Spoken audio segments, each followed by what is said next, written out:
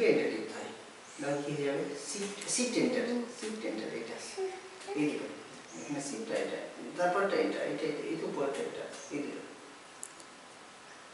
বলো না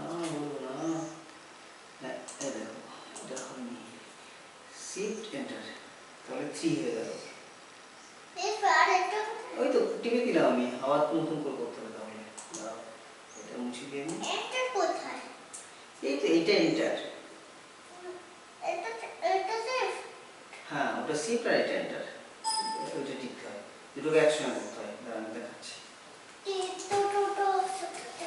আবার শিফট এন্টার করো একসঙ্গে শিফট, আর কি হলো তাহলে 1 + 2 = 3। দেখো একটা 1 মানে কি হতো এরকম একটা 1 আর 2 তাহলে কতগুলো হলো 1 + 2 এই কতগুলো হচ্ছে দেখো কটা আঙুল হচ্ছে, একটা আঙুল 1 আঙুল 1 ফিঙ্গার আর 2 ফিঙ্গার, কতগুলো ফিঙ্গার হচ্ছে 3 ফিঙ্গার, তাই হয়ে যাচ্ছে না 1 + 2 লিখেছিলে দিয়ে 3 হয়ে গেল, তেমনি 2 + 2 লিখে দেখবে কতগুলো হচ্ছে ফিঙ্গার, তো একটা 2 লেখো 2